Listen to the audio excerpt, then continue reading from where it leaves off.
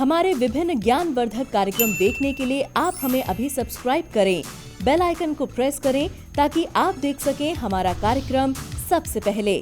और अधिक जानकारी के लिए फेसबुक पेज को लाइक करना ना भूलें।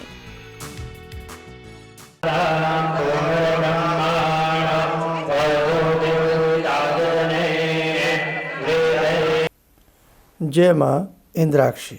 इंद्राक्षी धाम में दर्शकों आप सभी का हम हार्दिक स्वागत करते हैं। आज के दिन जिन जातकों का जन्म दिवस है, मैरिज एनिवर्सरी है, उन सभी को हमारी तरफ से बहुत बहुत शुभकामनाएं। आज हम बात करेंगे कि सब कुछ ठीक से चल रहा होता है, धन, यश, मान, सम्मान, समृद्धि सब अपनी रफ्तार से सही है, लेकिन अचानक हर चीज़ के अंदर अवरोध पैदा हो जाता है। मान सम्मान भंग होने लगता है, समृद्धि भी खराब हो जाती है और ऐसी स्थिति में हमें समझ में नहीं आता कि हमें क्या करना चाहिए। आइए फिलहाल पहले पंचांग देखते हैं, फिर हम बात करते हैं आगे की। आज 18 मार्च सन 2021 दिन बृहस्पतिवार, शुक्ल पक्ष, फाल्गुन मास, संवत 2077, तिथि पंचमी है, नक्षत्र भरणी है, राहु काल 1:30 से 3, दिशा शूल दक्षिण दिशा। अचानक समृद्धि का रुक जाना और अचानक हमारा सब कुछ नष्ट हो जाना, ये बहुत लोगों के साथ होता है और हुआ भी है। वहाँ व्यक्ति सोचने पर मजबूर होगा कि मेरे भाग्य में क्या ऐसा लिखा था, तो वहाँ हम समझें कि हमारा भाग्य खराब है या ग्रह खराब है। हम अगर ज्योतिष का पुट दें उस चीज़ में, तो हमें दोनों ही चीज़ों में सोचना पड़ेगा कि पहले ग्रह बिगड़े या भाग्य बिगड़ा। तो देखो भाई, दोनों का आंसर एक ही है कि ग्रह ही हमारी पहचान है हमारे भाग्य की, कि हमारे ग्रह जितने अच्छे होंगे हमारा भाग्य उतना ही अच्छा होगा। हमारे ग्रह जितने कमज़ोर होंगे हमारा भाग्य भी उतना कमज़ोर होगा। ये वास्तविकता है। हालांकि ग्रहों से भाग्य नहीं बनता, सिर्फ ग्रहों से भाग्य की पहचान है। सिर्फ ग्रहों से भाग्य की पहचान है। भाग्य बनता है हमारे पुरुषार्थ से। इसलिए सनातन धर्म में हम मरण जन्म में विश्वास रखते हैं और हम पुनर्जन्म में भी विश्वास रखते हैं।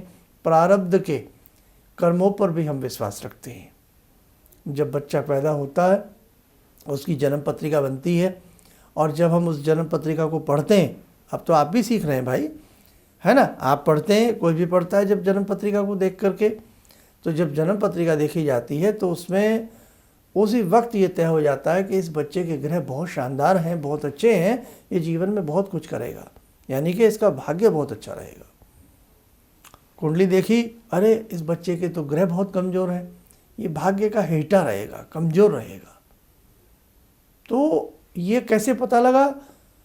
आपकी कुंडली से आपका भाग्य दुर्भाग्य, लेकिन ये हुआ कब? आपके प्रारब्ध के कर्म के आधार पर। जैसे आपके प्रारब्ध में कर्म थे, वैसे ही उस सितारों में, उस ग्रहों की छाव में, उस ग्रहों की वक्री स्थिति, मध्यम स्थिति, गोचर की खराब स्थिति में ही हमारा जन्म हुआ।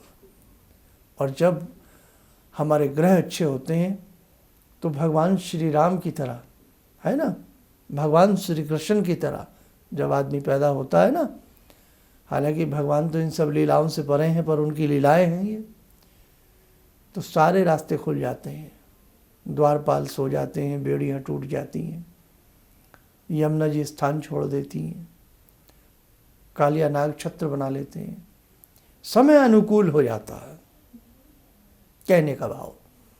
तो ऐसे ही आपकी जन्म पत्रिका में हमने अनेकों बार बताया कि योगिनियों की दशा, संकटा, उल्का, बताया ना, कई बार ऐसी बातें हुई आपसे, भ्रामरी, ऐसे ही आपकी जन्म पत्रिका में होती है क्या?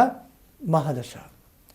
तो महादशा में किस ग्रह की महादशा आ रही है और उस ग्रह की महादशा के हिसाब से आपकी कुंडली क्या कहती है, आपकी संकटा उल्काएँ क्या कहती हैं, और उसी के साथ साथ गोचर स्थिति क्या कहती है।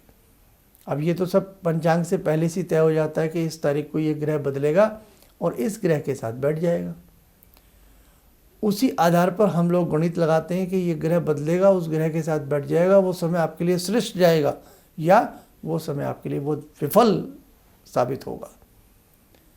आपके हाथ की रेखाएं, कुंडली नहीं है कोई बात नहीं, हाथ की रेखाएं सब कुछ बताने में सक्षम है। आपका अच्छा बुरा कैसा समय रहेगा, उसके लिए करना क्या चाहिए। तो ऐसे ही ज्योतिष शास्त्र में ये सारी चीज़ें आ जाती हैं कि अचानक ये घटना क्यों घटी, अचानक आपकी समृद्धि, आपका विकास क्यों रुका। तो उसका कारण आपके ग्रह भी हैं और ग्रहों से ही बनता है हमारा। ग्रहों से ही हम देखते हैं अपने अच्छे और कमज़ोर भाग्य को। तो आज मेरी बात का सार क्या निकला, रिजल्ट क्या निकला, वो ये है कि अचानक जो संकट आया है वो हमें लगता है कि ये अचानक आया है, लेकिन वो संकट चल रहा था धीरे धीरे। हमारी जेब कटी, हमारे लिए अचानक कटी ना, लेकिन पॉकेट मार वहाँ बहुत देर से घूम रहा था। पॉकेट मार वो बहुत देर से फिराक में था कि मैं जेब किसकी काटूं। वक्त हमारा खराब था, उसके निशाने पे आ गई, जेब हमारी कट गई। कील बहुत देर से पड़ी हुई थी, मुंह उठा करके गाड़ी का टायर उतरा, पंचर हो गया, हवा निकल गई, सब कुछ। तो कहने का भाव कि हम जब किसी चक्रवात की चपेट में आते हैं, किसी मुसीबत के लपेटे में हम आते हैं, तो मुसीबत कहते हैं ना कहकर नहीं आती, लेकिन अगर गणित को फिल्टर किया जाए ना, ज्योतिष के गणित को, तो वो चीज़ें सामने निकल आती हैं। इसलिए भगवान न करे किसी के जीवन में इस प्रकार के बार बार संकटों का उसे सामना करना पड़े। या तो देखो मेरे साधकों, दर्शकों, समय समय पर साल 6 महीने में कभी कभी अपने हाथ की रेखाएं किसी को दिखा लीजिए। नॉर्मल बस उपाय करते रहिए, भगवान से जुड़े ही रहिए, कुंडली किसी को दिखा लीजिए। और नहीं, अगर हमें हाथ पैर कुंडलियाँ ये सब हमें नहीं दिखानी, दोनों बातें हैं देखो भाई, तो उस स्थिति में हम जो गुरु मंत्र पढ़ते हैं, हम जो इष्ट मंत्र पढ़ते हैं, गुरु मंत्र ही इष्ट मंत्र होता है, ये भी ध्यान रखें। कुछ लोग जो गुरु दीक्षा नहीं लेते, जिन्होंने गुरु दीक्षा नहीं ली है, वो आम जो भी कोई मंत्र पढ़ते हैं तो वो उनका इष्ट मंत्र हो जाता है। लेकिन जिन्होंने गुरु दीक्षा ली है तो गुरु दीक्षा को ही इष्ट मंत्र समझें आप, ध्यान रखें, बहलाने बरगलाने वाली बातों में ना आए आप। गुरु मंत्र पर पूरा ध्यान दें, पूरा विश्वास दें, अपने गुरु की शक्ति पर विश्वास रखें और जिस मंत्र को आप पढ़ रहे हैं अच्छे से उसे साधने का प्रयास करें, अच्छे से उस मंत्र में डूब जाएं, अच्छे से अपनी देवी देवताओं की आस्था में खो जाएं और विश्वास रखें, आस्था है तो बंद दरवाजे में भी रास्ता है। आपको रास्ते मिलेंगे। आपके जीवन में जो ये बार बार संकट कौंध रहे हैं ना, ये संकट नहीं आएंगे, आप विश्वास करिए हमारी बात का। लेकिन ना हमें गुरु पे विश्वास, न गुरु के मंत्र पे विश्वास, ना हमें अपने धर्म पे विश्वास, ना हमें सब बातें तकियानुसी लगती हैं जीवन की। फिर तो संकट आए ना आए आप पे क्या फ़र्क पड़ता है। आ गया संकट, आ गया, चला जाएगा। नहीं साहब, सब कुछ सुनिश्चित है इस संसार के अंदर, सब तय है, कब कोई जिएगा और कब कोई मरेगा, सब कुछ तय है। कब किसका खेल बनेगा और कब किसका खेल बिगड़ेगा, सब कुछ तय है। बहुत शानदार गणित है। हमारा आपका गणित फेल हो जाएगा, लेकिन भगवान के दरबार में जो तय है ना, वो एक सुई की नोक जितनी समय की अवधि घटेगी और बढ़ेगी नहीं। जैसे भगवान ने रच रखा है ना, जही विधि वही वाली बात है, वो होके रहता है। इसलिए इसका उपाय भी आज मैं बता देता हूँ कि अपने गुरु मंत्र को, इष्ट मंत्र को, अपनी साधना को मेरे बच्चों, मेरे दर्शकों, मेरे साधकों बहुत अच्छे से जीवन में करते रहना, ताकि आपके जीवन में कोई आंधी ना आए, आपको कोई चीज़ हिला ना सके, आपका हृदय मजबूत बना रहे, आपका सौभाग्य हमेशा जागृत बना रहे, बस ये ध्यान रखना।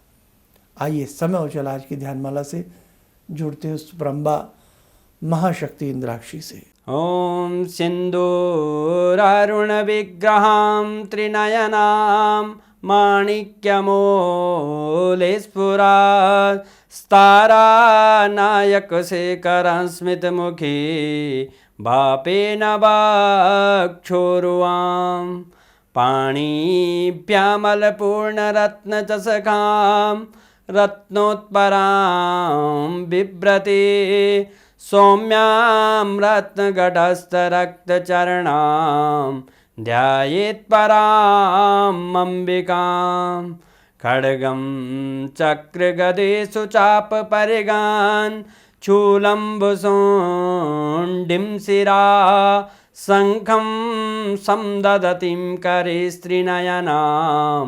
सर्वाङ्गभूषावृतां नीलास्मद्युतिमास्य पाददशकां सेवे महाकालिकां यामास्तो स्वपितैहरो कमलजो हन्तुं मधुं कैटवं विद्युद्दामसमप्रभां मृगपते स्कन्दस्थितां भीषणां कन्या विहकरवालखेटविलसा धस्ताविरासेवितां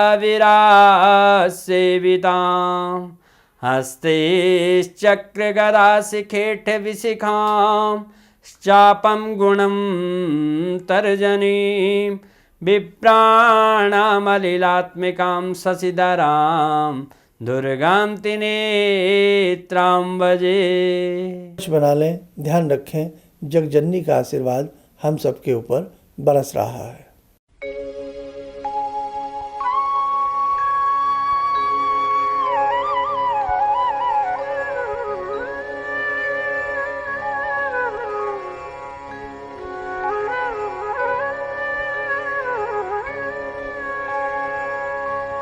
ओम बोलते हुए नेत्र खोलें, सामान्य हो जाए।